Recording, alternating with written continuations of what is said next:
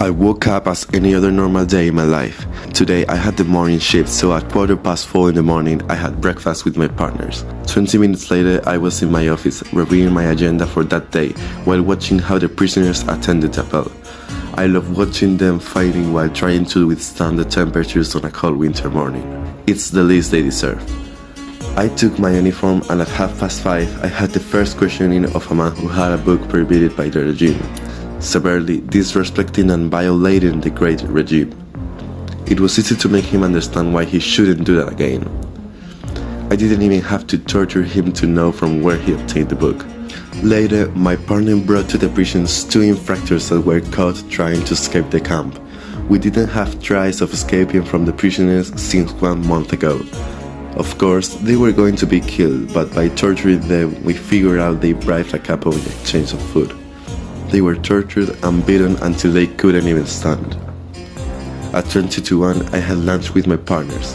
Lunch must be fast for increasing productivity and efficiency in the regime, and it is our duty to keep it like that. After lunch and a short break, we patrolled the town searching for people breaching the law.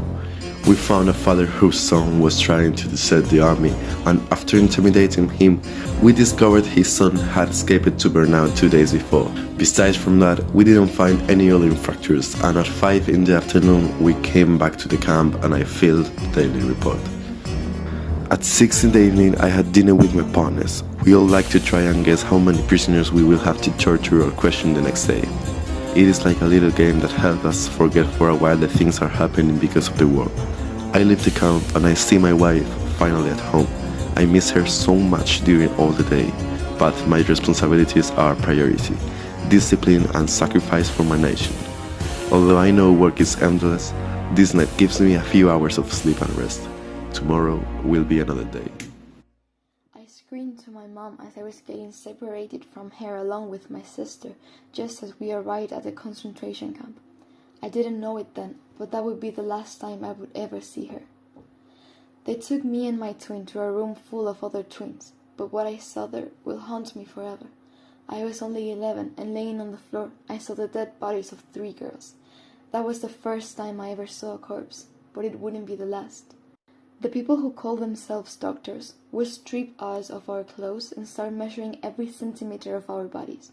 I felt so humiliated and pathetic just standing there, naked, being closely observed. They also gave us injections and drew our blood several times, so much that either me or my sister would pass out. I didn't understand what those things were for, but I learned that those injections had zoonotic viruses. They then examined how each of our bodies reacted to the infection, without caring about our health or even life. The blood experiment was about testing how much blood you could draw from a person before they died. I was so scared the whole time.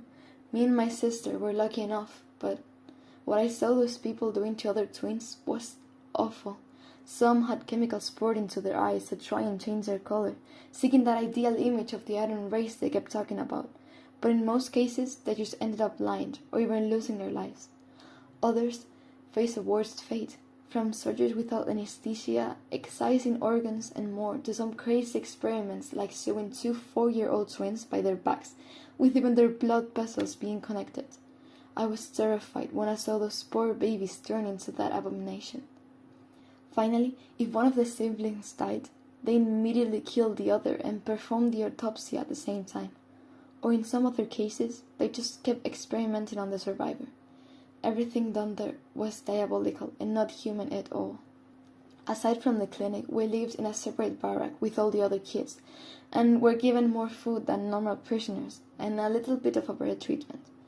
The doctors wanted to seem nice, giving us presents after some experiments and saying we could call them uncle, and sometimes even gave us chocolate. But all of this was just to try and hide all the horrendous things they did in every concentration camp. Me and my beloved sister were lucky enough to get out of that hell brought to reality, but we weren't really well. Nobody who survived that place was. Everything done to us left our bodies in very bad conditions, and our little brains completely destroyed. Dear Diary, it has been 6 months since I'm here. I'm not pretty sure what day is it today. I lost the count some time ago. All I know is that it's January. It's freezing cold.